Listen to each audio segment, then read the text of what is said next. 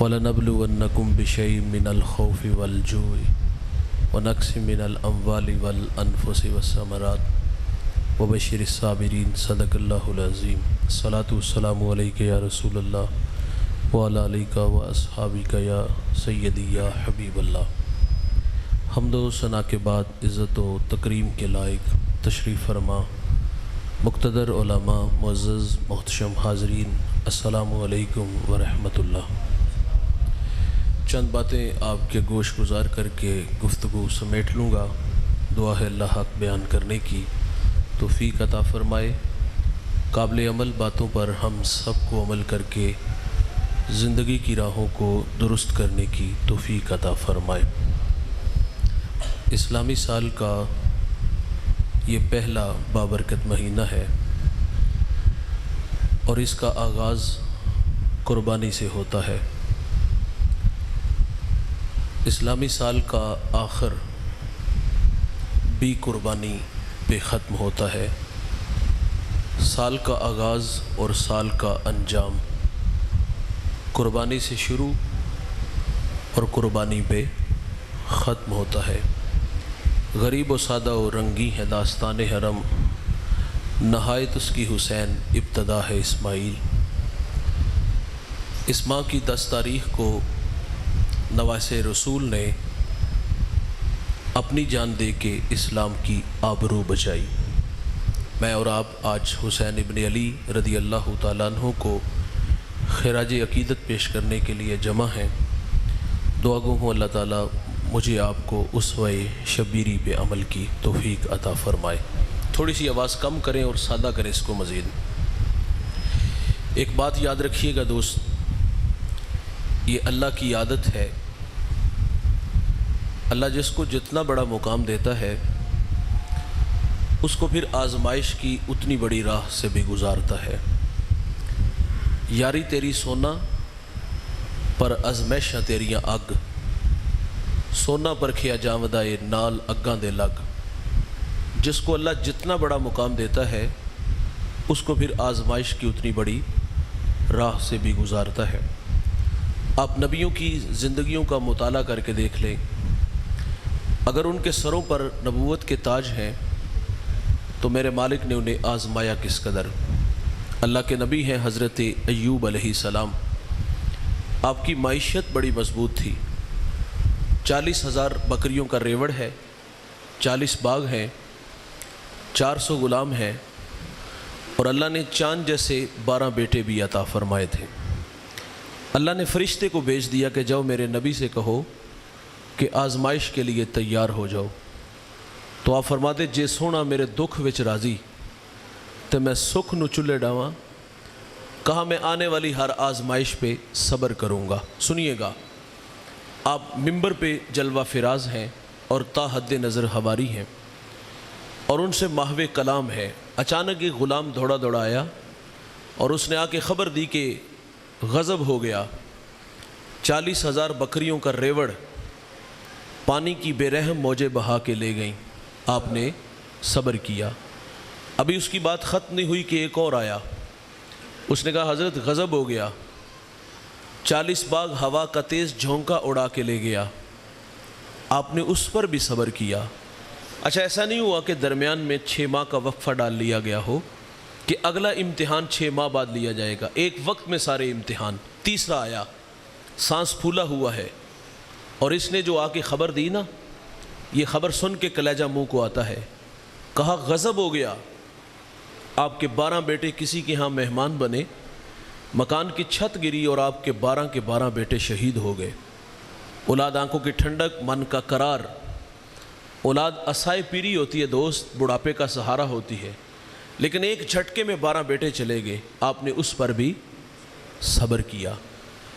پھر حضرت ایوب علیہ السلام کے جسم میں زخم آئے، یہ امتحان تھا، شہر والوں نے آپ کو شہر سے نکال دیا، زخم نوکے زبان تک آئے، زبان چاٹنے لگے، تو پھر اللہ کے نبی گویا ہوئے، محبت کی زبان بولی۔ شکوہ ہم لوگ کرتے ہیں، اسے بند ہی کر دیں تھوڑی دیر کے لیے، شکوہ ہم کرتے ہیں، زندگی میں کوئی امتحان آ جائے تو ہم کہتے ہیں یا اللہ سارے دکھ ساڑے واسطے نے، غریباں واسطے نے، لیکن جو اہل اللہ ہوتے ہیں وہ راضی بر رضا رہتے ہیں۔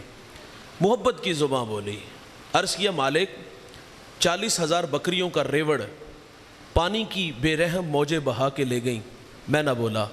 40 باغ ہوا کا تیز جھونکا اڑا کے لے گیا، اللہ میں نہ بولا۔ میرے چاند جیسے 12 بیٹے شہید ہوئے، اللہ میں نہ بولا۔ اور کہا مالک دیکھ تیرے بندہ ایوب کے بدن میں زخم آئے، میرے جسم سے بوٹیاں ٹوٹ کے زمین پہ گری، اللہ میں نہ بولا۔ شہر والوں کی بے وفائی کا تذکرہ کیا، مجھے شہر سے نکال دیا گیا، اللہ میں پھر بھی نہیں بولا۔ لیکن مالک میری ایک درخواست ہے کہ میری زبان کو محفوظ رکھنا، وہ اس لیے کہ یہ زبان تیرا نام لیتی ہے، یہ زبان تیرے تذکرے کرتی ہے۔ اٹھ دی بہندی ٹر دی پھر دی ستیاں تے جاگ دی، نام جپ دی رو تے کھپ دی ویہ سر اس راگ دی۔ نام جپیاں قرب ملدا نام دی کر پوری سام، شیشی وچ کستوری جے کر پھر ضرورت کاغ دی۔ جنہیں اللہ عزتیں دیتا ہے نا بھائی، اللہ اسے آزماتا بھی ہے۔ میں بات کو دشت نینوا تک، میدان کربلا تک لے چلوں گا۔ میرے اور آپ کے آقا و مولا نبی رحمت صلی اللہ علیہ وسلم کا اعزاز کہ آپ امام الانبیاء ہیں۔ حضور کا فخر دیکھیے گا کہ آپ نے سر کی آنکھوں سے رب کا جمال دیکھا۔ اور زندگی میں امتحان کتنے آئے سنیے گا۔ حضور ابھی دنیا میں تشریف نہیں لائے، شکم مادر میں ہے کہ آپ کے سر سے آپ کے والد کا سایہ اٹھا لیا گیا۔ یہ اس وقت ہوا جب حضرت عبداللہ رضی اللہ تعالیٰ عنہ شادی کے کچھ عرصہ بعد تجارت کے لیے ملک شام گئے اور وہاں سے واپس عبد المطلب کے ننہال یثرب آئے۔ یثرب بیماریوں کا گھر تھا، آئے اور بیمار ہو گئے۔ چند دن قافلہ ٹھہر گیا کہ آپ کی طبیعت بحال ہو اور ہم ساتھ لے چلے، لیکن طبیعت دن بدن بگڑنے لگی، مجبوراً قافلہ مکہ چلا گیا اور چند روز بعد حضرت عبداللہ کا انتقال ہو گیا۔ اور یہ خبر مکہ المکرمہ میں عبد المطلب کے خاندان پر بجلی کی طرح گری۔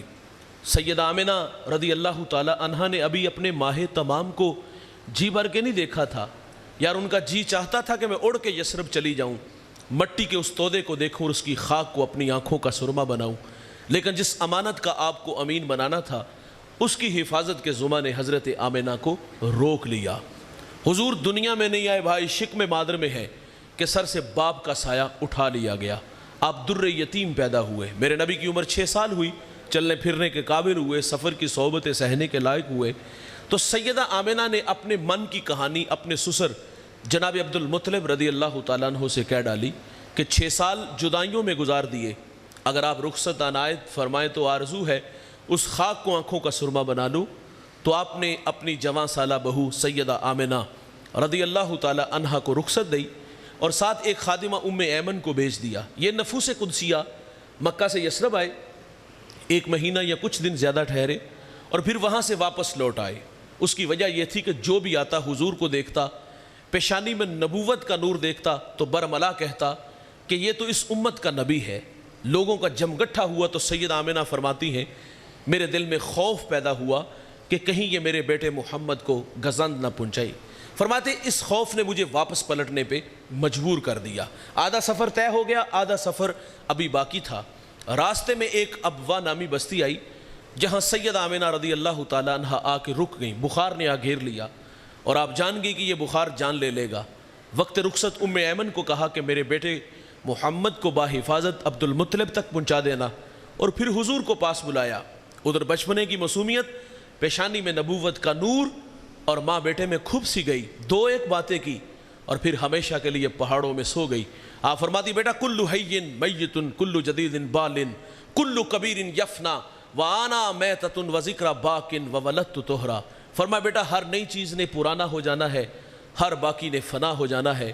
فرمایا بیٹا میں بھی جا رہی ہوں لیکن سنو میرا ذکر باقی رہے گا۔ فرمایا اس لیے کہ میں تیرے جیسا پاکیزہ اور ستھرا محمد چھوڑ کے جا رہی ہوں۔ سانسوں کی مالا ٹوٹ گئی، موتی فضا میں بکھرے، ماں سے لپٹے لپٹ کے روئے، پھر ننھے ننھے ہاتھوں سے کالے پتھروں کی قبر بنائی، اس پہ آنسوؤں کا چھڑکاؤ کیا، پھر جہاں تک ماں نظر آتی رہی میرے نبی پلٹ پلٹ کے ان کالے پتھروں والی قبر کو دیکھتے ہیں۔ میں سیدہ آمنہ رضی اللہ تعالیٰ عنہ کے مزار پہ جب پہلی دفعہ حاضر ہوا، سحری کا وقت تھا، پہاڑ کے نیچے تھا، ماحول خاموش، ہوا کا کہیں سے کوئی ایک جھونکا بھی نہ آیا، لیکن جب سیدہ آمنہ کے قدموں میں جا کھڑا ہوا تو ایسا لگا کہ اللہ نے جنت کے 8 دروازے کھول دیے ہوں۔ آج بھی جنت سے ٹھنڈی ہوائیں سیدہ آمنہ کو سلام کرنے آتی ہیں۔ میرے ساتھ کچھ دوست تھے, ہم رخصت جانے لگے تو میں نے عرض کیا کہ آج ہم بھی جس طرح حضور ماں سے بچھڑے اور پلٹ پلٹ کے ماں کو دیکھا تھا, میں نے کہا ہم بھی آج اسی طرح یہاں سے رخصت چاہیں گے.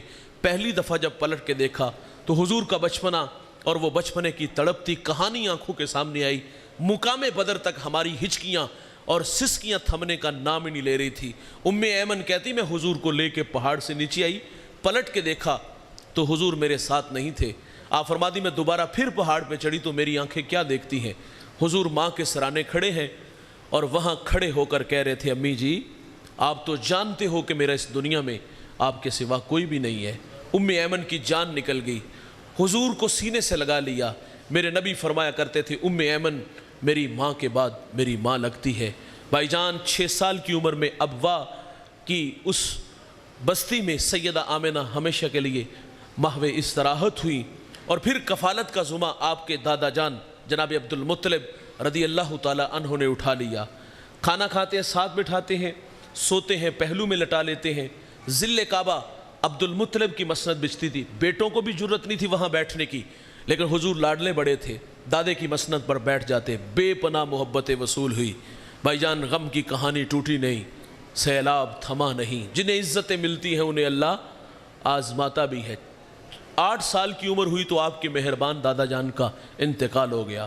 راوی کہتا ہے جب مکے کے بازار سے جنازہ اٹھا نا عبد المطلب کا, تو آگے آگے جنازہ اور پیچھے پیچھے ایک 8 سالہ بچہ جو مکے کی کبھی اس دیوار سے تو کبھی اس دیوار سے لپٹ کے روتا ہے.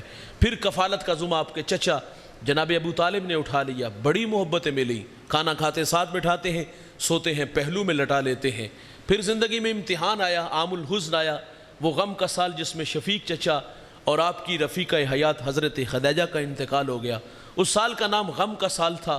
حضور گھر میں ہی لگ کے بیٹھ گئے, لیکن پھر کار نبوت کی ذمہ داریاں میرے نبی کو میدان عمل میں لے آتی ہیں. اب کے بار قوم کے رویے ہم نے پڑھے. حضور لا الہ کی دعوت دیتے ہیں, وہ گڑے کھودتے ہیں. لا الہ کی دعوت دیتے ہیں, کانٹے بچھاتے ہیں. لا الہ کی دعوت دیتے ہیں, وہ اوجریاں پھینکتے ہیں, گلے میں رسی ڈال کے تو دیتے ہیں. کتنے دکھ یار جو مکہ والوں نے میرے رسول کو نہیں دیے. عام الحزن شیب ابی طالب میں 3 سال محصور رہے. سوشل بائیکاٹ ہوا, ماؤں کی چھاتیوں سے دودھ خشک ہو گیا. بچے بھوک کی وجہ سے روتے ہیں, مائیں منہ پہ تھپڑ نہیں مارتی, بس اتنا کہتی کہ بچوں اگر تمہارے رونے کی آواز کافروں نے سنی تو وہ تمہارے نبی محمد کو تانے دیں گے. بچے خاموش ہو جاتے. صحابہ کہتے ہیں ہم نے پتے کھا کے گزارا کیا, چمڑے بھگو بھگو کر کے گزارا کیا. ایک صحابی کا بیان نظروں سے گزرا, کہتے ہیں مجھے اتنی شدت کی بھوک لگی ہوئی تھی کہ ایک گیلی جگہ پاؤں آیا, وہاں سے وہ چیز اٹھائی اور کھا لی. آج تک یہ خبر نہیں کہ وہ چیز ہے کیا تھی. او بھائی ان راہوں پہ چلنے والوں کو آزمایا جاتا ہے, انہیں دکھوں سے 2-4 ہونا پڑتا ہے. میرے نبی مکہ سے طائف گئے, پڑھے لکھے لوگ ہیں, میں انہیں بات سناؤں گا. انہوں نے بھی دعوت کو مسترد کیا. حضور فرماتے میں آیا, میں نے تمہیں اپنی بات سنائی, تمہاری قسمت کہ اسے قبول نہیں کیا. حضور فرماتے ایک مہربانی کرنا کہ میرے آنے کی خبر مکہ کے لوگوں کو نہ دینا, وہ مجھے زیادہ تکلیف دیں گے. انہوں نے کہا ہم تو اس کی تشہیر کریں گے. سنیے گا جوانوں, میرے نبی طائف سے واپس پلٹے. طائف کا بازار, 2 رویا کی تاریں, اوباش لڑکے اور ان کے ہاتھوں میں پتھر. میرے آقا فرماتے میں قدم اٹھاتا ہوں تو وہ میرے پاؤں پہ پتھر مارتے ہیں. مجھے درد ہوا تو میں درد کی شدت کی وجہ سے زمین پہ بیٹھ گیا. وہ آگے بڑھے, حضور کو کندھوں سے پکڑا, کھڑا کیا, چلنے پہ مجبور کیا گیا. میرے نبی فرماتے میں دوسرا قدم اٹھاتا ہوں تو وہ میرے دوسرے پاؤں پہ پتھر مارتے ہیں. بدن لہو لہان ہے. او بھائی اس دین کی بنیادوں میں پیغمبر کا خون ہے. یہ دین بڑی محنت سے آیا بھائی. میں اوکاڑا ایک جگہ خطاب کر رہا تھا, کچھ لوگ مجھ سے ناراض ہو گئے. سچا کی تے پامبڑ مچدے نے, اور اقبال نے کہا تھا کہ چمن میں تلخ نوائی میری گوارا کر, کہ زہر بھی کرتا ہے کبھی کار تریا کی. کڑوی کسیلی تھی میں نے برملا برجستہ کہا, حجروں میں بیٹھ کے نہیں, نذرانے وصول کر کے نہیں, ہاتھ چما کے نہیں. یہ دین محنت سے آیا ہے, یہ دین جستجو سے آیا ہے. محمد عربی اس پیغام کو لے کے طائف گئے. طائف والوں نے پتھر مارے, عرض کیا گیا کہ ان کے لیے بد دعا کر دیں, تو میرے نبی فرماتے میں رحمت بن کے آیا ہوں. اور پھر وہاں ایک جملہ ارشاد فرمایا جو علماء کے لیے تھا, مبلغین کے لیے تھا. میرے نبی فرماتے مجھے ان کی نسلوں سے امید ہے کہ وہ میرے ساتھ چلیں گے. بعض کا نتائج آنے والی نسلوں پہ چھوڑے جاتے ہیں. ہمیں بعض کا جو خاطر خان نتائج چاہیے ہوتے نا, وہ ہمیں نہیں ملتے. ہم دل برداشتہ ہوتے ہیں, ہم کہتے ہیں یار دین دا کام ہی کرنا ہے, اتنے نہیں تو کدھرے اور صحیح, ہمیں تو سجدے سے غرض ہے, جو یہاں نہیں تو وہاں صحیح. یہاں نہیں تو کسی اور شہر میں چلے جائیں گے، پھالیے چلے جائیں گے، منڈی باولدین چلے جائیں گے۔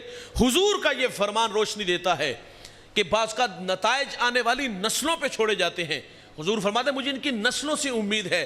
اور آپ جانتے ہو جب سندھ کے اندر نہید نامی بیٹی کے سر سے راجہ دہر کے ہنڈوں نے دوپٹہ کھینچا تو اس نے یا علل حجاج کہا۔ حجاج تاریخ کا کوئی قابل ذکر انسان نہیں، بہت بڑا بدماش ہے، اور اس کے ہاتھ ہزاروں لوگوں کے خون سے رگے ہوئے ہیں۔ اس سماج کا بدماش آدمی کہتا ہے لبیک یا اختی، اے بہن میں حاضر۔ اور اس نے پھر اپنے بھتیجے اپنے داماد کو یہاں بھیجا، اور وہ ہندوستان کے تخت و تاج کو رونتا ہوا یہاں آیا اور اس بیٹی کے سر پہ عزت کی ردا رکھی۔ سنیے گا، وہ یہاں 4 سال گزار کے گیا۔ اس نے مکران سے ملتان تک سفر کیا، اپنے کردار سے، اخلاق سے، گفتار سے 1 لاکھ انسانوں کو محمد عربی کا غلام بنا گیا۔ وہ خود چلا گیا لیکن یہاں دین چھوڑ گیا۔ اس جوان کو زمانہ محمد بن قاسم کے نام سے جانتا ہے۔ بھائی جان، جسے اللہ عزتیں دیتا ہے نا اسے آزماتا بھی ہے۔ حضور ابھی دنیا میں تشریف نہیں لائے، شکم مادر میں ہے کہ باپ کا سایہ سر سے اٹھا لیا گیا۔ 6 سال کی عمر میں ابوا کے ٹیلے پہ ماں خاموش ہے۔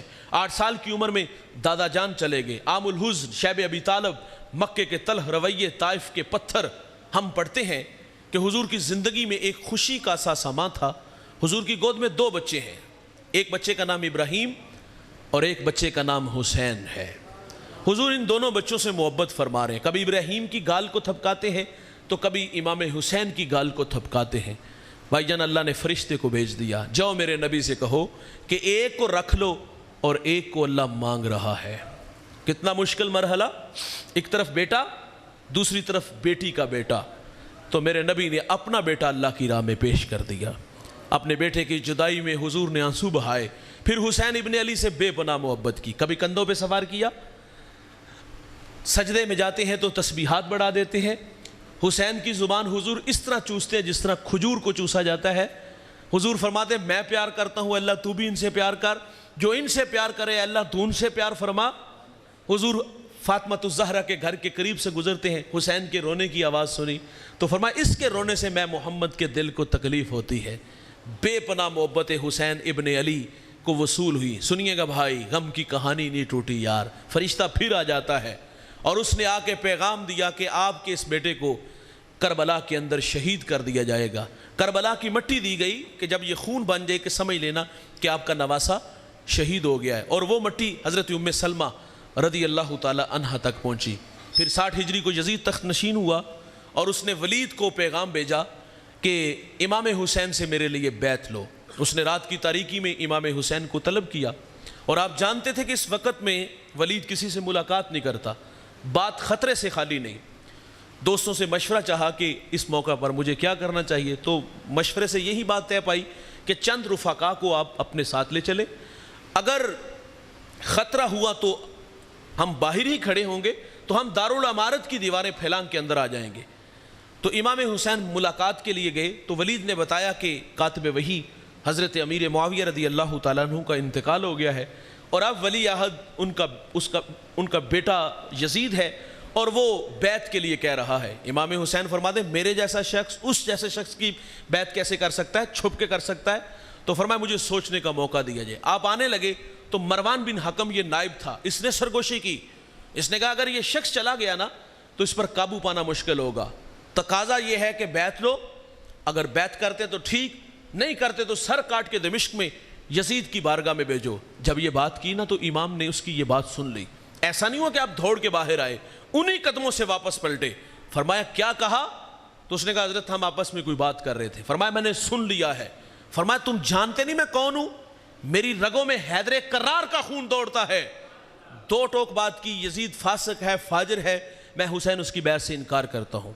یہ بات کہہ کہ آپ گھر آئے اور اپنی بہن زینب رضی اللہ تعالیٰ عنہ سے مشورہ کیا کہ بہن اب یزید تخت نشین ہے اور اس نے بیعت کے لیے کہا ہے، اور میں اس کی بیعت کروں گا نہیں، اور وہ یہاں جھگڑا چاہے گا، اور میں شہر مدینہ کے تقدس کو پامال ہونے، اس شہر کو خون سے لالا زار نہیں ہونے دوں گا۔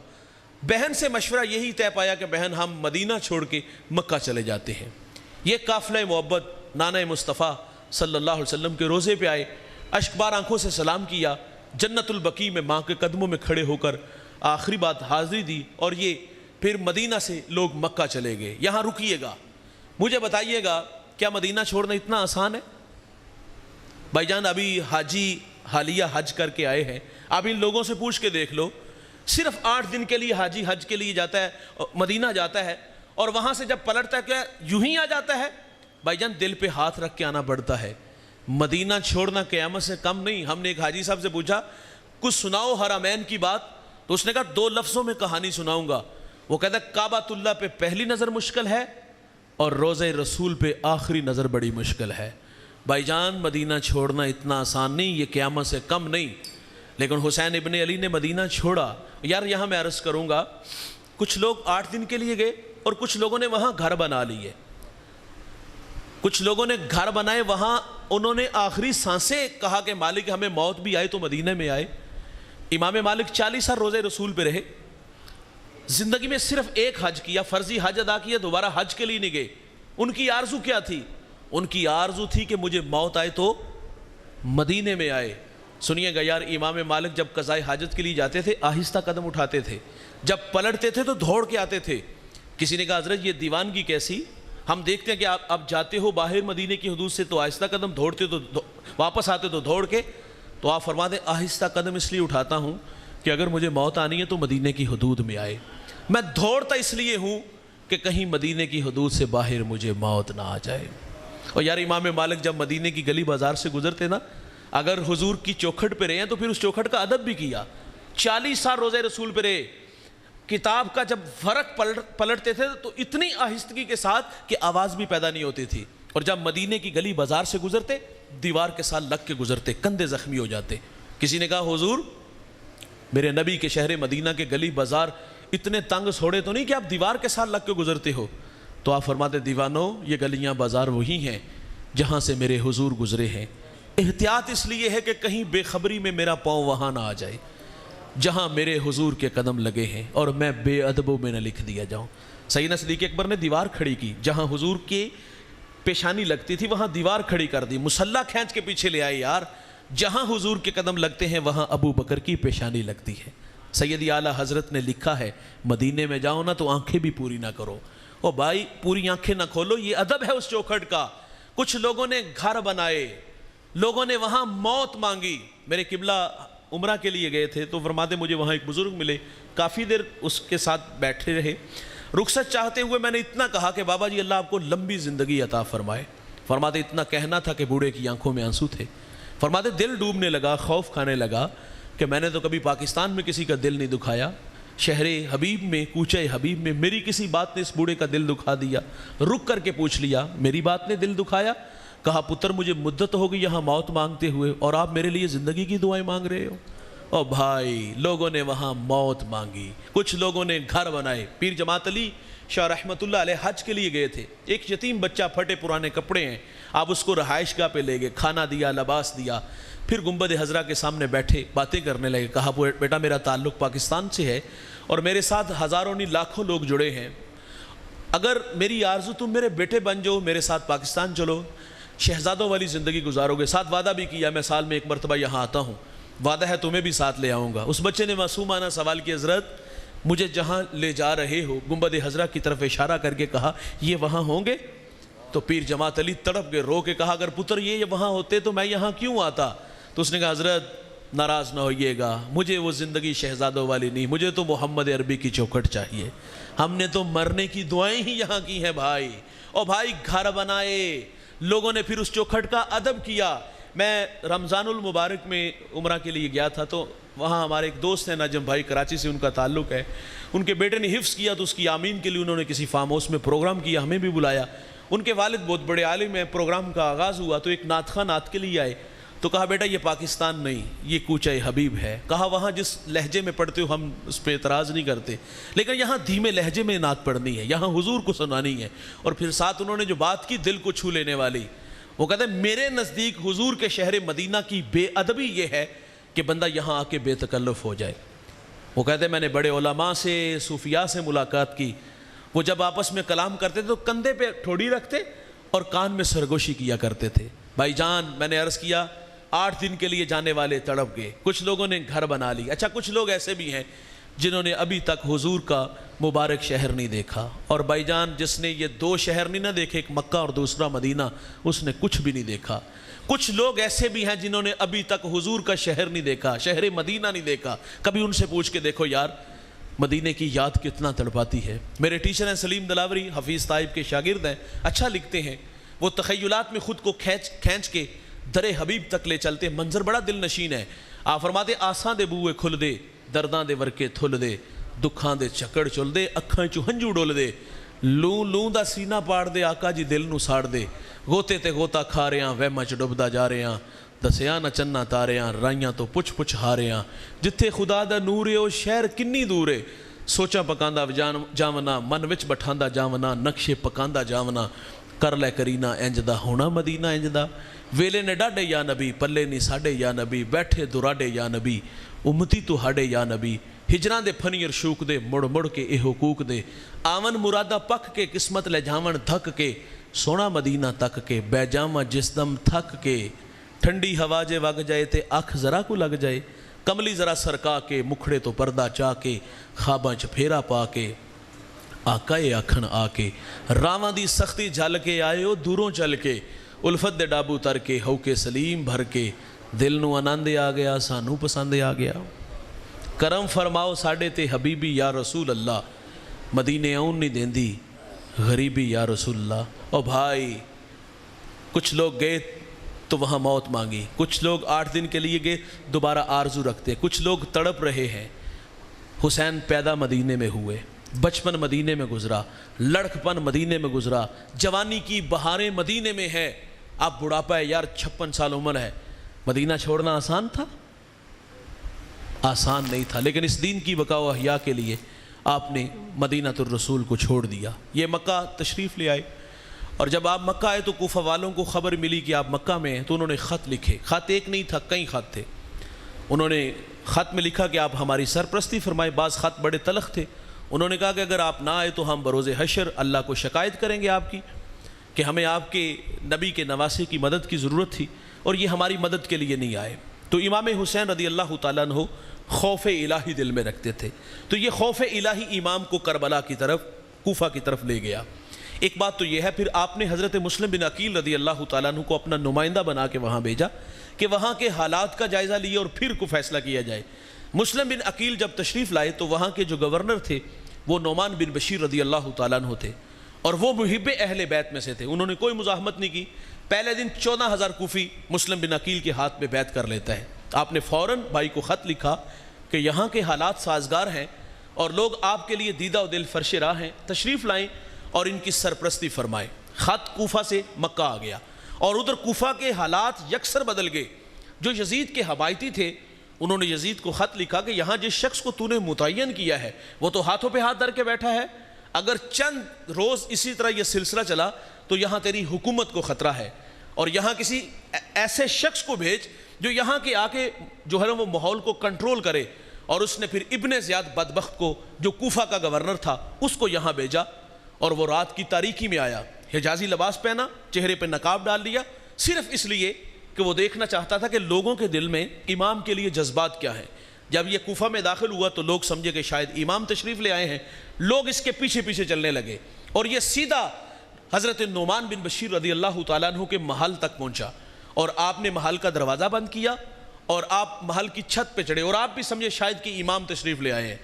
تو نعمان بن بشیر نے بھی کہا کہ میرا مشورہ ہے کہ آپ واپس چلے جائیں۔ اس نے چہرے سے نقاب اٹھایا تو یہ ابن زیاد تھا، کہا مجھے یزید نے بھیجا ہے۔ دروازہ کھولا، نعمان بن بشیر رضی اللہ تعالیٰ عنہ کو موصول کر دیا گیا، اور مسلم بن عقیل رضی اللہ تعالیٰ عنہ کو بے دردی سے شہید کر دیا گیا۔ جب ابن زیاد نے خطاب کیا نا کہ تم مجھے بھی جانتے ہو اور میرے باپ کو بھی، ہم دونوں باپ بیٹا اہل بیت کے پرانے دشمن ہیں، اس نے کہا کہ میں بچوں کو یتیم کر دوں گا، عورتوں کے سہاگ اجاڑ دوں گا، تو پھر وہی ہوا، کوفی وفادار نہیں ہوتے، ان کی بے وفائیاں پہلے سے ہی بڑی مشہور تھی، مولا کائنات کے ساتھ ان لوگوں نے جو سلوک کیا۔ 40,000 کوفی مسلم بن عقیل کے ہاتھ پر امام کے لیے بیعت کر چکا تھا۔ ایک خطاب کے بعد جب آپ مسجد کی طرف گئے تو 1,000 بندہ تھا، جب سلام پھیرتے تو پیچھے ایک کوفی بھی باقی نہیں تھا، اور مسلم بن عقیل رضی اللہ تعالیٰ عنہ کو بے دردی سے شہید کیا گیا۔ اور شہادت کے وقت مسلم بن عقیل کی زبان پہ یہ لفظ تھے کاش کہ کوئی میرے بھائی حسین کو بتا دے کہ میرے ساتھ کیا سلوک کیا گیا ہے۔ ادھر حالات یکسر بدل گئے اور ادھر امام نے کوفہ آنے کا فیصلہ کیا۔ میں نے عرض کیا کہ ایک تو بچپن میں شہادت مشہور تھی، حضور نے وہ کربلا کی مٹی دی، اور دوسرا خوف الہی امام کو کھینچ کے کربلا تک لے گیا، اور تیسری بات یہ ہے کہ حضرت علی رضی اللہ تعالیٰ عنہ ایک سفر میں تھے، سر راہ ایک جگہ پڑاؤ ڈالا، پوچھا گیا یہ جگہ کون سی ہے؟ تو بتایا گیا یہ کربلا ہے۔ تو آپ خیمے سے باہر آ کے رونے لگے۔ کسی نے کہا حضرت کیا ہوا؟ فرمایا یہ وہی جگہ ہے جہاں میرے بچوں کو بے دردی سے شہید کر دیا جائے گا۔ شہادت پہلے سے مشہور تھی، خوف الہی کھینچ کے حسین کو کربلا کی طرف لے گیا۔ صحابہ نے ہر چند کہا کہ حضرت پوری دنیا سے لوگ آئے ہوئے ہیں، حج کا موسم تھا، آپ یہاں خطاب کرو، ہم یزید کی اینٹ سینٹ بجا دیں گے، لیکن آپ فرماتے میں حرم کا مینڈا نہیں بننا چاہتا، میرے نانا نے میرے کندھوں پہ کچھ ذمہ داریاں ڈالی ہیں، میں وہ وفا کرنے جا رہا ہوں۔ آپ فرماتے میرے غم گسارو، میرے جان نثارو، نہ روکو مجھ کو جانے دو، مجھے نانے کے دی کی ڈوبتی کشتی بچانے دو، میں جاتا ہوں کہ دنیا میں وفا کا نام رہ جائے، میں رہوں نہ رہوں پر عظمت اسلام رہ جائے۔ آپ فرماتے لوگوں اگر میں نہیں جاتا نبی کے گھر کی آن جاتی ہے، تمہارا دین جاتا ہے، میری غیرت ایمان جاتی ہے۔ رخت سفر باندھا، سر راہ عرب کا مشہور شاعر فرزدق سے ملاقات ہوئی، حالات پوچھے، کہا دل آپ کے ساتھ، تلواریں یزیدیوں کے ساتھ۔ آگے بڑھے تو ہر 10,000 کا لشکر لے کے آگے، انہوں نے روک لیا۔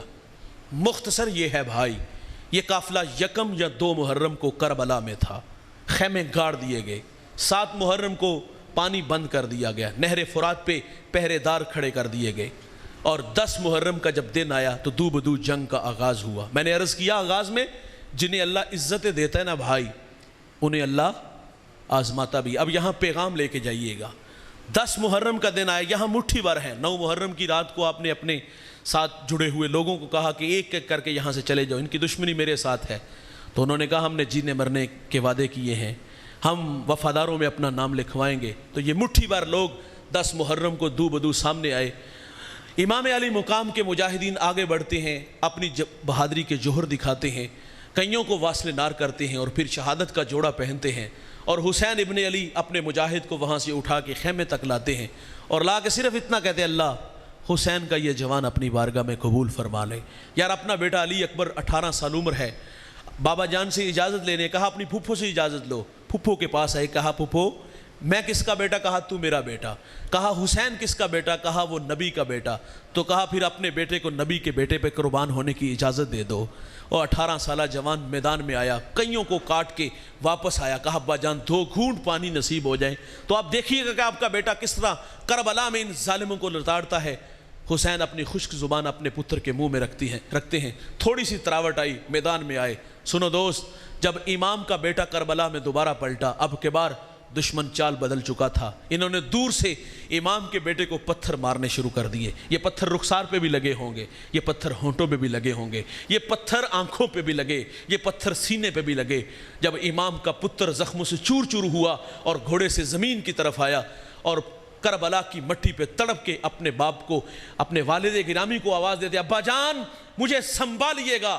راوی لکھتا اس وقت امام کی عمر 56 سال 5 ماہ 5 دن تھی جب کربلا کے میدان میں بیٹا تڑپا، اور امام حسین اتنے جوان دکھائی دیتے تھے کہ آپ کی داڑھی اور سر کے بالوں میں ایک بال بھی سفید نہیں تھا۔ جب کربلا کی مٹی پہ بیٹا تڑپا اور والد اپنے بیٹے کو کربلا کے میدان سے اٹھا کے خیمے تک لائے تو آپ کی داڑھی اور سر کے سارے بال سفید ہو گئے، اور کیا کہتے ہیں مالک حسین کا یہ جوان پتر اپنی بارگاہ میں قبول فرما لے۔ اور یار ننھا علی اصغر 6 ماہ عمر، حلق میں تیر لگتا ہے اور تھوڑا سا خون نکلا فضا میں اڑا دیا، اور حسین کیا کہتے ہیں کہ اللہ میرا یہ ننھا بیٹا بھی اپنی بارگاہ میں قبول فرما لے۔ اور یار حضرت قاسم چھوٹی عمر 9 سال عمر، بھتیجا، کہا اب میری باری ہے۔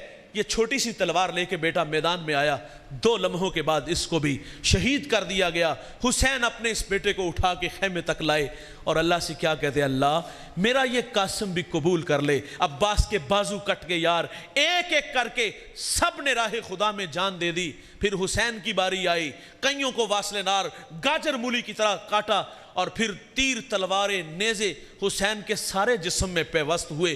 حسین گھوڑے کی زین سے فرش زمین کی طرف آئے اور اپنی پیشانی کو اللہ کے حضور جھکا دیا، اور پھر حسین مالک سے کیا کہتے ہیں اللہ میں تیری تقدیر پہ راضی ہوں. یار 72 لاشیں پڑے ہیں, حسین خود بھی زخموں سے چور چور ہے اور سجدے میں سر ہے. اتنا بڑا امتحان اور آخری سجدہ اور پیشانی جھکی ہوئی ہے, اور رب سے کیا کہتے ہیں, مالک میں تیری تقدیر پہ راضی ہوں. آنے والی ہر آزمائش پہ حسین نے صبر کیا. بتا تو حسین سے راضی ہوا ہے کہ نہیں ہوا؟ اور یار اس منظر کو حوروں نے دیکھا, کلیجے پھٹے. اس منظر کو جو ہے وہ فرشتوں نے دیکھا کہ مالک یہ دھرتی پہ کیا ہونے جا رہا ہے.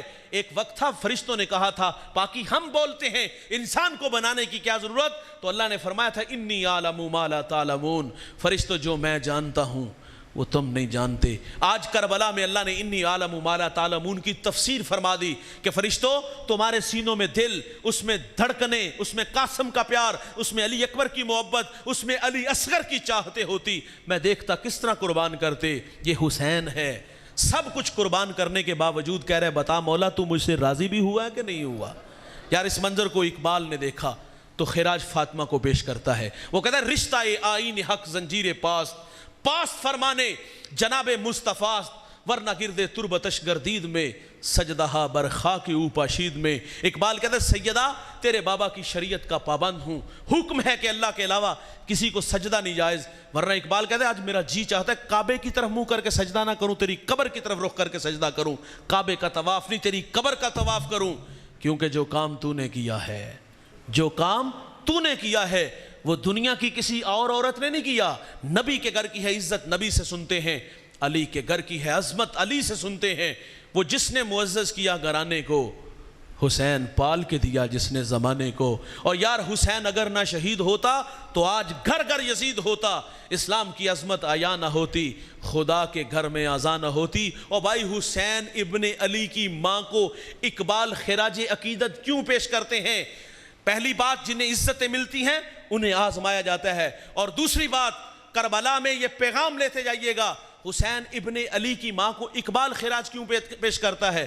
وہ کہتا ہے سیدہ یہ تیرے دودھ کی تاثیر ہے. سیدہ دودھ بھی پلاتی تھی, سونے محمد پہ درود بھی پڑھتی تھی, اور بچوں نے پھر اپنی جان دے کے اسلام کی آبرو بچا لی. اور حضرت اقبال نے ایک جگہ کہا تھا امت مسلمہ کی عورت کو, وہ کہتا ہے 1000 زمانے 1000 سنگتیں بیت جائیں گی, وہ کہتا ہے میری ایک نصیحت پلے باندھ لے. نصیحت کیا ہے؟ وہ کہتا ہے تو لوگوں کی نظروں سے پوشیدہ ہو جا, تو بطول بن جا, تیری گود میں حسن حسین کے جان نشین کھیلیں گے. اور بھائی جان کربلا سے یہ پیغام ملتا ہے ماں مؤثر ہوگی تو اولاد بھی مؤثر ہوگی. نیپولین یا ہٹلر کہتا ہے اچھی مائیں دو میں تمہیں اچھی قوم دوں گا. ماں کا کردار نسلیں بناتا ہے. حضرت خواجہ قطب الدین بختیار کاکی کا آپ نے نام سنا ہے. کاکی ہندی کا لفظ ہے, اس نام سے آپ نے شہرت کیوں پائی؟ ہندی کا معنی روٹی ہے. اس نام سے قطب الدین شہرت کیسے پاتے ہیں سنیے گا. اماں بچپن میں بیٹے کو کہہ دی پتر اللہ کے حضور دامن پھیلا کے دعا مانگ, وہ تجھے تازہ کھانا دے گا. بیٹا مصلی بچھا کے اللہ کے حضور دعا مانگتا ہے, ماں تازہ کھانا بنا کے کمرے میں رکھ دیتی ہے, اور جب کمرے میں جاتا ہے تازہ کھانا کھاتا ہے تو کبھی کبھی ماں سے اظہار بھی کہتے ہیں ماں اللہ کتنا مہربان ہے, میں اس کے حضور دامن پھیلاتا ہوں وہ مجھے تازہ کھانا دیتا ہے. ماں خوش ہوتی ہے کس بات پہ؟ کہ میرے بیٹے کا رب کے ساتھ توکل کا رشتہ جڑ گیا ہے. اس توکل کے رشتے کو جوڑنے کے لیے ماں کھانا بنا کے رکھتی ہے. آپ فرماتی ایک دن گھر سے باہر تھی, آنے میں تاخیر ہو گئی. فرماتی جب گھر آئی تو دل خوف کھانے لگا, ڈوبنے لگا, اللہ بڑی محنت سے تیرے ساتھ اس کا تعلق جوڑا ہے, کہیں آج وہ توکل کا رشتہ کمزور نہ ہو جائے. آپ فرماتی جب گھر آئی نا تو میں نے دیکھا قطب الدین محو استراحت ہے. فرماتی بیدار ہوا تو میں نے کہا پتر کھانا کھایا؟ کہا ہاں ماں کھانا کھایا. کہا ماں کھانا جو آج کھایا پہلے کبھی نہیں کھایا, جو مزہ آج آیا پہلے کبھی بھی نہیں آیا. اور مائیں رب سے جوڑتی تھی, ماں کا کردار نسلیں بناتا ہے. یہ وہی قطب الدین ہے. ماں مدرسے میں بیچتی ہے, استاد کہتا بیٹا پڑھ الحمدللہ رب العالمین. ازبر تھا سیقول السفہاء من الناس, ازبر تھا تلک الرسل فضلنا بعضهم علی بعض, ازبر تھا. 14 پارے سنائے. استاد بڑے متاثر ہوئے, پتر جہاں سے 14 پڑھے بقیہ 16 بھی اسی مدرسے میں اسی استاد سے پڑھ لیتا, ہجے اچھے منظر خوب. تو عرض کی استاد جی میں نے کسی مدرسے میں کسی استاد سے زانو تلمس طے نہیں کیے. تو فرمایا بیٹا یہ دولت آئی کہاں سے؟ تو عرض کہتا استاد جی میری والدہ 14 پاروں کی حافظہ تھی, میں نے ماں سے سن سن کے حفظ کر لیے ہیں. اور بھائی ماں اگر جو ہے وہ مؤثر ہو تو بیٹا قاری قرآن بنتا ہے. اور ماں دودھ پلائے, سونے محمد پہ درود پڑے, تو بیٹا دشت نینوا کو میدان کربلا بنا دیتا ہے. ماں کا کردار نسلیں بناتا ہے. سنیے گا بھائی, منصور الوی ایک بہت بڑا رائٹر گزرا ہے, وہ کہتا ہے میں نے ایک بچے سے پوچھا کہ بیٹا تو بڑا ہو کر کیا بنے گا, تو وہ کہتا ہے میں بڑا ہو کر نور الدین زنگی بنوں گا. آپ جانتے ہو یہ نور الدین زنگی کون ہے؟ یہ وہ شخص ہے جس کو میرے رسول خواب میں ملے, میں سو جاؤں یا مصطفیٰ کہتے کہتے, کھلے آنکھ صلی اللہ کہتے کہتے. نور الدین کو حضور خواب میں ملے, فرمایا 2 چت قبر کتے میری طرف بڑھ رہے ہیں. آپ نے وضو بنایا, مصلی بچھایا, رو کے کہتے اللہ خیر ہے وہ مدینے کی. فرماتے دوسرے دن پھر سویا, پھر حضور خواب میں ملے, کہا نور الدین وہ چت قبر کتے میری طرف بڑھ رہے ہیں. پھر مصلی بچھا کے نور الدین تڑپنے لگے, کہا اللہ مدینے میں خیر ہو. تیسرے دن پھر حضور خواب میں ملے, کہا نور الدین میں نے تجھے بتایا ہے کہ 2 چت قبر کتے میری طرف بڑھ رہے ہیں. تو پھر وہاں سے اٹھے, پھر مصلی پہ نہیں بھائی, اب کے بار دوڑ لگا دی. 20 دن کا سفر 16 دنوں میں کیا. لبیک کی صدائیں دیتے ہوئے مدینہ میں داخل ہوئے اور ان کتوں کو واصل نار کیا. پھر مدینہ کی گلیوں میں نور الدین تڑپ کے کہتا ہے کہ بندہ نواز, یہ میرا اعزاز کہ آپ نے اس بڑی کائنات میں میرا انتخاب کیا. استاد شاگرد سے پوچھتا ہے, جو ہے منصور الوی کہتا ہے میں نے اس بچے سے پوچھا بڑا ہو کر کیا بنے گا, کہا نور الدین زنگی. کہا دل میں شوق کیسے پیدا ہوا؟ تو اس نے کہا ماں کہتی پتر اگر تو نور الدین زنگی بنے گا نا تو خواب میں رسول اللہ تمہیں اپنی زیارت سے مشرف فرمائیں گے. بھائی جان یہ مائیں سکھاتی تھی, یہ مائیں جوڑتی تھی. وہ کلاس روم میں ٹیچر نے بچوں سے سوال کیے, بچوں بڑے ہو کر کیا بنو گے؟ کسی نے ڈاکٹر, کسی نے انجینئر, اور ایک بچہ کہتا ہے استاد جی میں بڑا ہو کر صحابی رسول بنوں گا. جھٹکا لگا. صحابی تو وہ ہوتا ہے جس نے حضور کا زمانہ پایا ہو, سر کی آنکھوں سے حضور کا جمال دیکھا ہو. کہا پتر تو 14 صدیوں کے فاصلے پہ کھڑا ہے, لیکن بتا تیرے دل میں یہ شوق کیسے پیدا ہوا؟ تو وہ کہتا ہے استاد جی میری والدہ روزانہ سونے سے پہلے مجھے ایک صحابی رسول کا واقعہ سنا کے سوتی ہے. دل میں شوق پیدا ہوا ہے میں بڑا ہو کر صحابی بنوں. یہاں صرف 2 لمحوں کے لیے رکیے گا, کیا ہم نے اپنے بچوں کو صحابہ کی محبت سکھائی؟ تو جواب آئے گا نہیں سکھا سکے. جس دور سے میں اور آپ گزر رہے ہیں یہ فتنوں کا دور ہے, گلی گلی فتنے ہیں, اور اس موسم میں فتنے جو ہے وہ جس طرح زور پکڑ جاتے ہیں آپ بھی جانتے ہو. اسلام آباد سے کراچی تک جو تبرے بولے گے آپ بھول گئے. صحابہ کو گالیاں دی گئی, سیدنا صدیق اکبر کو گالیاں دی گئیں. 6 صحابہ کے علاوہ سب جہنمی, مفاد پرست, کیا کچھ نہیں کہا گیا. مجھے اپنی عمر سے اس لیے نفرت کہ اس کا نام عمر ہے, کیا کچھ نہیں صحابہ پہ بولا گیا.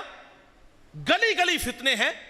بھائی جان اگر آپ نے بچپن میں سکھایا ہوتا نا, جس کلاس روم میں ٹیچر روزانہ ایک سبق لے کے آتا ہے بچوں کو سکھاتا ہے, اسی طرح اگر باپ سکھاتا نا روزانہ کی بنیاد پہ مصلی بچھاتا, چٹائی بچھاتا اور کہتا آؤ بچوں آج ابو بکر کی باتیں کرے, آؤ بچوں آج عمر فاروق کی باتیں کرے, عثمان غنی کی, مولا علی کی باتیں کرے, نتائج آنے تھے. اگر کوئی نلائق بدبخت صحابہ پہ تبرہ بولتا, ابو بکر کو گالی دیتا, تو گدی سے زبان کھینچتا کہ ماں بچپن میں سکھا گئی ہے. رسول اللہ فرماتے میں نے دنیا میں سب کو صلہ دیا ہے, ابو بکر کو صلہ قیامت کے دن میرا رب ہی عطا فرمائے گا. یہ تو ہم نے سکھانا تھا نا, لیکن معذرت سے کہوں گا ہم صحابہ کا پیار سکھا ہی نہیں سکے. اور آج اگر کسی کو کہا جائے کہ اپنے بچوں کو یار وقت دیا گا, وہ کہتا ہے نا وہاں سے پیسے کمائیے, محنت مزدوری کریے, پردیس سے تکے کھائیے, یا ان کے ساتھ وقت گزاریں. مجھے بتائیے گا دوست, دھیان سے یہ باتیں سنیے گا, یہ پیغام لیتے جائیے گا. مجھے بتائیے گا اس کائنات میں میرے نبی سے بھی بڑھ کر کوئی مصروف شخصیت گزری ہے؟ حضور نے اپنی زندگی کو 4 حصوں میں تقسیم کیا تھا. ایک وقت اللہ کے لیے تھا, اس میں مخلوق نہیں تھی. حضور ساری رات اللہ کے حضور کھڑے رہتے, پاؤں مبارک متورم ہو جاتے. عرض کیا گیا کہ حضور آپ مشقت میں پڑے رہتے ہیں, حالانکہ اللہ نے آپ کی برکت سے اگلے پچھلوں کے گناہ معاف فرما دیے. تو میرے نبی فرماتے افلا اکون عبدا شکورا, کیا میں اللہ کا شکر گزار بندہ نہ بنوں؟ ایک وقت اللہ کے لیے, اس میں مخلوق نہیں. ایک وقت مخلوق کے لیے, دکھیوں کے کام آتے تھے, بیواؤں کے کام آتے تھے, اور ایک وقت اپنے لیے. اب عائشہ سے عرض کیا گیا حضور گھر تشریف لاتے ہیں, کیا معمولات ہوتے ہیں؟ تسبیح و تحلیل, ذکر و اذکار کی تذکرے. تو آپ فرماتی جب حضور گھر تشریف لاتے بکری کا دودھ دو لیتے ہیں, کپڑوں کو پیوند لگا لیتے ہیں, جوتا بھی گانٹھ لیتے ہیں. سوال ہے یہ کام ازواج کر کے نہیں دے سکتی تھی؟ کیا یہ ڈیوٹی صحابہ اپنے کندھوں پہ نہیں لے سکتے تھے؟ حضور اپنا کام خود کیوں کرتے ہیں؟ یہ امت کی تعلیم کے لیے. جو اپنا کام خود کرنے کا مزاج رکھتے ہیں ان کی طبیعتوں میں عجز پیدا ہوتا ہے, اور جو اپنا کام خود نہیں کرتے 2 باتیں ہوں گی, یا متکبر ہوں گے یا پھر سست ہوں گے. کچھ لوگوں کے مزاج ہم نے دیکھے پڑے, وہ کہتے ہیں میری گاڑی کا دروازہ کھولنے والا ملازم الگ, میرے بوٹ پالش کرنے والا الگ, میرے کپڑے دھونے پریس کرنے والا الگ, مجھے اپنا کام خود کرنے کی کیا ضرورت؟ اللہ فرماتا ہے محبوب اگر آپ کہو تو ہم بتہ مکہ کو سونے چاندی کا بنا دیں, اور یار جس کے دربان ابو بکر و عمر جیسے لوگ ہوں وہ اپنا کام خود کریں, اور میں اپنا جوتا اٹھا کے بھی سائڈ پہ نہ رکھ سکوں تو پھر یہ مجھے بھی سوچنا ہوگا۔ حضور نے ایک وقت اپنے لیے اور ایک وقت گھر والوں کے لیے، بہت بڑی بات سنانے لگا ہوں، ایک وقت گھر والوں کے لیے سنیے گا، میرے نبی ساری رات مصلی پہ رہتے تھے، پاؤں مبارک متورم ہو جاتے تھے۔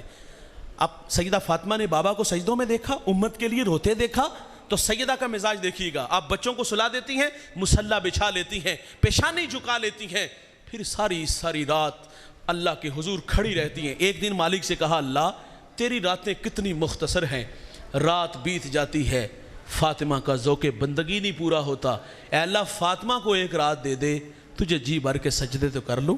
اور یار سیدہ نے بابا کو سجدوں میں دیکھا۔ امام زین العابدین رضی اللہ تعالیٰ عنہ فرماتے ہیں، میں نے تہجد اپنے باپ سے سیکھی ہے۔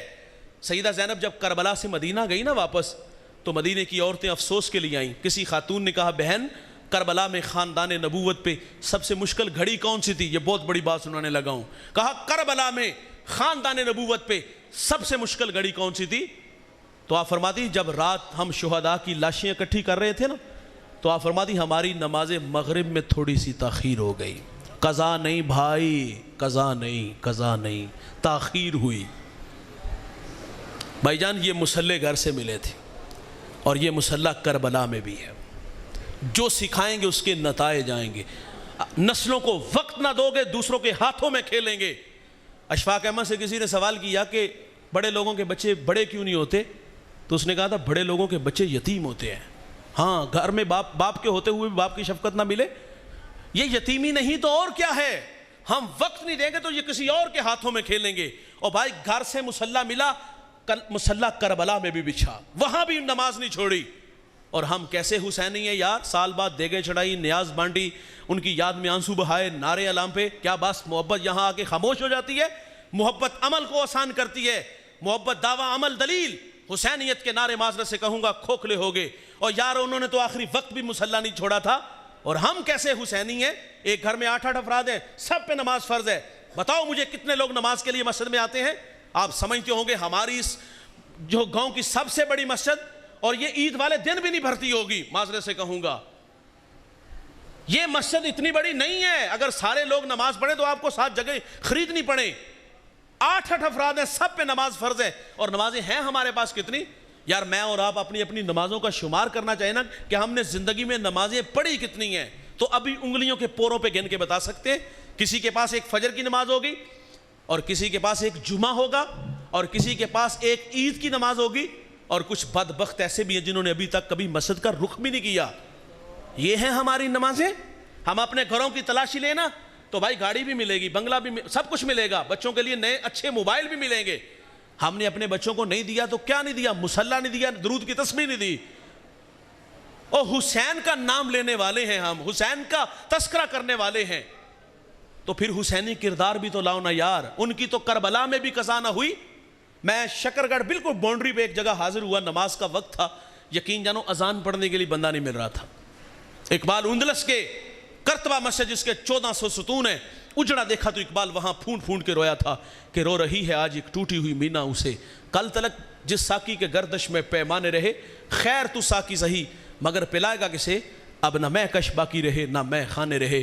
اقبال کہتا ہے وائز قوم کی وہ پختہ خیالی نہ رہی، بر کے تبعی نہ رہی، شعلہ میں کالی نہ رہی، رہ گئی رسم اذاں روح بلالی نہ رہی، فلسفہ رہ گیا تلقین غزالی نہ رہی، مسجد مرثیہ ہاں ہے کہ نمازی نہ رہے، یعنی صاحب اوصاف وہ حجازی نہ، ویران ہے اللہ کے گھر۔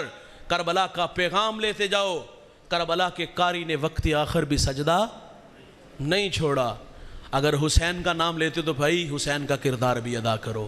آج کی اس بزم میں جو سب سے بڑا وعدہ لے کے جاؤ کہ ہم آج کے بعد نماز نہیں چھوڑیں گے، نیاز بھی بانٹو، ان کی یاد میں آنسو بہاؤ، ان کے نام پہ تڑپ جایا کرو۔ محبت عمل مانگتی ہے بھائی، محبت دعویٰ عمل دلیل، حسینیت کے نعرے عمل سے دو یار۔ حسین ابن علی رضی اللہ تعالیٰ عنہ وقت آخر سجدے میں سر ہے، اور کیا کہتے ہیں، مالک میں تیری تقدیر پہ راضی ہوں، بتا جزاک اللہ، بتا تو بھی مجھ سے راضی ہوا ہے کہ نہیں ہوا۔ اور سنیے گا آخری بات، جب حالات کنٹرول میں نہ ہو تو پھر جب دشمن سر پہ آ کے کھڑا ہو تو لوگوں کے رویے جو ہم نے پڑھے ہیں، لوگ سر بچانے کے لیے ہاتھ دے دیتے ہیں، لیکن کربلا میں حسین ابن علی ہاتھ بچانے کے لیے سر دے دیتے ہیں لیکن ظالم کے ہاتھ میں ہاتھ نہیں دیتے۔ اللہ تعالیٰ سے دعا ہے اللہ مجھے آپ کو حسین ابن علی کی سیرت پہ عمل کی توفیق عطا فرمائے۔